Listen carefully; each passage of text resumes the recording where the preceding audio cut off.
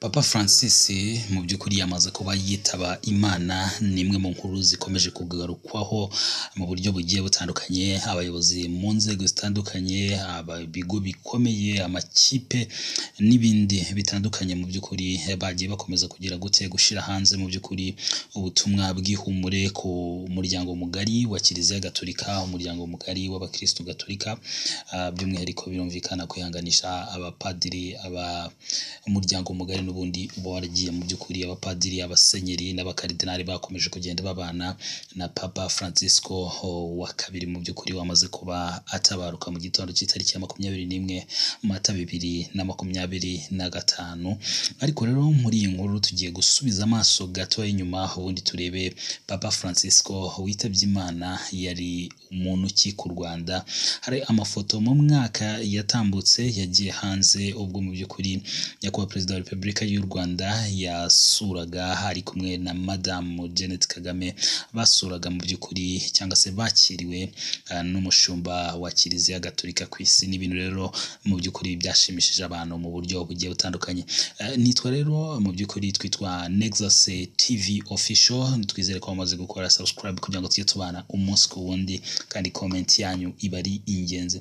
Papa Francis mu by'ukuri yitabye Imana. Nta gushidikanya ko Papa Francisco witabye Imana kuri uyu wa 21 Mata 2025 ari we mushumba wa Kiliziya Gatolika ku isi wabaniye u Rwanda mu buryo budasanzwe mu myaka 31 mu by'ukuri ishize, ubwo ni nyuma ya Jenoside yakorewe Abatutsi. Papa Francis apfuye asize umubano wa Kiliziya n'u Rwanda ukomeye, nyuma yaho aciye bugufi agasaba mu by'ukuri imbabazi ku ruhare rwa Kiliziya Gatolika muri Jenoside yakorewe Abatutsi. Kuva mu 1994 kugeza mu 2017, igihu cyari kibuditse mu mubano wa Kiliziya n'u Rwanda. Abihaye Imana bashinjwa kugira uruhare mu rwango rwagejeje kuri Jenoside yakorewe Abatutsi, ndetse bamwe banayigizemo uruhare, bica abo bari bashinzwe kubwira ubutumwa bwiza. Kiliziya yari ingoro y'Imana, aho kugira ngo ibe icumbi ryo kuruhura abarushye. Abayihungiyemo mu 1994 byarangiye bamwe bishwe, kandi abihaye Imana bari aho mu by'ukuri bagiriza gute barebera.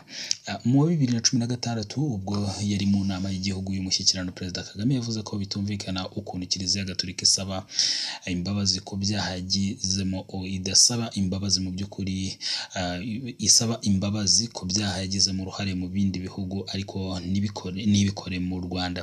Ati ari muri Amerika ko byakozwe, Ireland ko byakozwe, Australia ko byakozwe na Papa umuyobozi wa Kiliziya Gatolika, kuki bikozwe mu Rwanda byakwitwa ko yabasabira imbabazi Kiliziya yakoresheje abantu Jenoside? Mu by'ukuri kuki atabikora nk'uko asabira imbabazi ahandi ibyaha ndetse bidakomeye kurusha icyo cya mbere cyakozwe hano?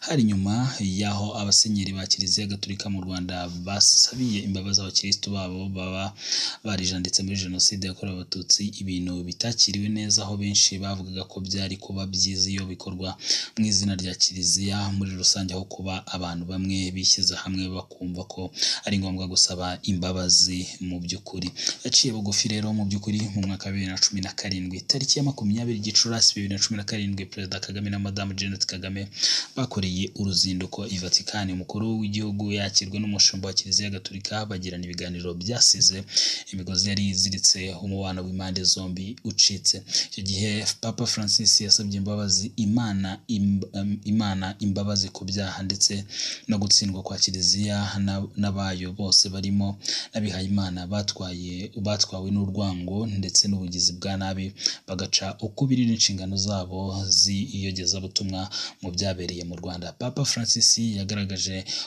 umubabaro ukomeye we bwite w'ubutaka butagatifu bwa Vatican ndetse na Kiliziya muri rusange uturuka kuri Jenoside yakorewe Abatutsi, anagaragaza kandi ukwifatanya n'abahekuwe ndetse n'abakomeje kugerwaho n'ingaruka z'ibyo bihe bikomeye. Yicishije bugufi yemera kwemera imyitwarire mibi yaranze ibyo bihe ndetse isiga icyaha y'icyasha ndetse icyasha isura ya kiliziya. Izo mbabazi zaziye igihe kuko umwuka utari mwiza hagati y'impande zombi. Bamwe mu bihaye Imana bavuga ko ari abashakaga gupfukamisha, mu by'ukuri ati hari abashaka gupfukamisha kiliziya. Kiliziya yari yapfukamishijwe n'u Rwanda. Uwahoze ari umushumba wa diyoseze ya Kabgayi Smaragde Mbonyintege mu by'ukuri mu kiganiro aheruka gutanga mu by'ukuri ku kinyamakuru cyitwa Igihe, ko hari abantu bamwe mu Rwanda bashakaga gupfukamisha kiliziya ku ngufu ngo isabe imbabazi. Ati ndashimira Imana ko icyo gihe icyo kibazo Papa Francis na Perezida Kagame bagikemuye, barakoze kiva mu nzira. Hari kubyitiranya nabi kandi mu buryo bubi cyane. Hari ugushaka gupfukamisha kiliziya, ntabwo ari uko abantu biyunga. Ntabwo wavuga ngo pfukama usaba imbabazi noneho nkwereke uko kuri, ntabwo ari uko bikorwa. Yavuze ko gusaba imbabazi byari byakozwe kenshi ariko ugasanga batanyurwa kuko batabonye icyo kintu cyo gupfukamisha. Mu by'ukuri Papa Francis kugira ngo asabe imbabazi byashingiye mu by'ukuri ku kuba hari ingingo zimwe na zimwe yabonaga mu buryo bumwe na Perezida Kagame. Ati icya mbere Papa yerekanaga na Perezida Kagame akabyumva ni uko kiliziya irwanya 100% icyitwa jenoside. Papa Yohani Paulo wa kabiri yarabivuze ku itariki ya 11/1994 ati ibirimo kubera mu Rwanda ni jenoside kandi hari abakirisitu babifitemo uruhare, abo bose bamenye ko bazabibazwa n'amateka.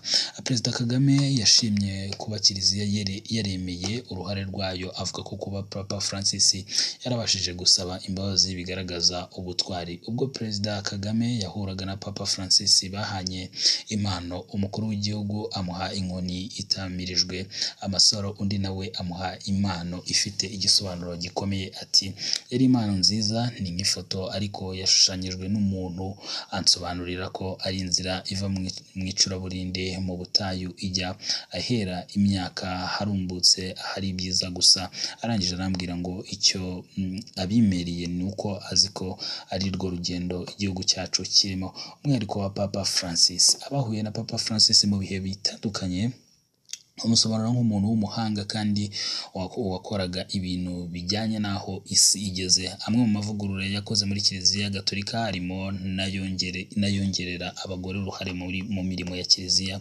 Musenyeri Filipo Rukamba mu kiganiro yigeze kugirana n'Igihe yagize ati ni umuntu woroheje udakunda ibintu bimuhangayikisha. Mu by'ukuri nizo nzu z'abapapa yaravuze ati si ngombwa ibi. Ni umuntu usanga uzi icyo akurikira, ashaka ko Kiliziya iba hafi y'abantu, yegera abantu, yumva ibibazo by'abantu. Ni umupapa w'iki gihe cyacu mwiza, woroshye kuvugana nawe, biroroshye uko ugiye arakwakira. Ati uri uwashye, uti ndi uwo mu Rwanda, ati iwanyu bimeze bite, ku buryo bwo kubaho ntabwo bigoye. Ni umuntu mu by'ukuri wiyoroshya. Papa Francis apfuye asigiye u Rwanda umukaridinali ubu ku nshuro ya mbere mu mateka ya Kiliziya Gatolika mu Rwanda. Umwe mu batora Papa Francis azaba ari umunyarwanda. Inyuma y'uko Antoine Karidinali Kambanda azamutse muri uru rwego akagirwa karidinali, byari ibyishimo kuri Kiliziya y'u Rwanda kubona umuntu nk'uwo. Kiliziya Gatolika ifite ibikorwa bikomeye mu Rwanda, usibye ibijyanye n'iyobokamana ifite amashuri arenga 2700 ndetse n'ibigo nderabuzima hirya no hino mu gihugu. Igira uruhare mu bindi bikorwa birimo mu by'ukuri ishoramari mu ngeri zinyuranye nk'ibigo by'imari, amahoteli n'ibindi byinshi biteza imbere ubukungu bw'igihugu. Papa Francis apfuye mu gihe hari icyifuzo cy'uko azasura u Rwanda akaba umushumba wa Kiliziya Gatolika wa kabiri ku isi ukoreye uruzinduko mu gihugu cy'imisozi igihumbi. Apfuye kandi hashize iminsi hatangijwe urugendo ruganisha kwishyirwaho mu butagatifu kwishyirwa mu butagatifu ry'abakirisitu batanze ubuzima bwabo kubera abandi mu gihe cya jenoside yakorewe abatutsi mu 1994. Yitabye Imana amaze gusura ibihugu 68 mu ngendo 47 yakoze mu myaka yari amaze ayobora Kiliziya mu by'ukuri Gatolika. Rumwe mu ruzinduko rwari rutegerejwe na benshi ariko rutigeze ruba n'urwo muri Argentine igihugu avukamo. Yaguye mu rugo i Vatican ahitwa Casa Santa Marta. Umuyobozi wa nyuma bahuye ni Visi Perezida wa Amerika JD Vance. So ngayo nguko rero uwo ni Papa Francis wamaze kuba mu by'ukuri atabaruka. Ni umupapa mu by'ukuri wabaniye neza u Rwanda nk'uko mwakomeje kubyumva muri iyi nkuru. Ni papa mu by'ukuri wahaye impano yihariye y'urumuri rw'icyizere, urumuri rw'ahazaza mu by'ukuri, kuva mu mwijima abantu bagana mu by'ukuri mu rumuri. Uwo rero mu by'ukuri akaba ari impano yahaye nyakubahwa Perezida wa Repubulika, kandi mu bihe bitandukanye nawe mu by'ukuri yagiye yumvikana mu by'ukuri, yashimiye mu by'ukuri Papa Francis, ndetse asize mu by'ukuri u Rwanda rufite umukardinali. Bukaba ari mu mateka akomeye cyane kuba mu by'ukuri mu gutorwa kwa papa hagiye kugaragaramo umunyarwanda mu by'ukuri mu buryo bumwe cyangwa se n'ubundi. So turabashimiye rero, dukomeza kubifuriza kugira ibihe byiza, gukomera ndetse no kwihangana.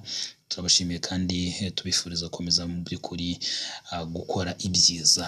Twizere ko bamaze gukora subscribe kugira ngo tujye tubana umunsi ku wundi. Turabashimiye kandi turabakunda.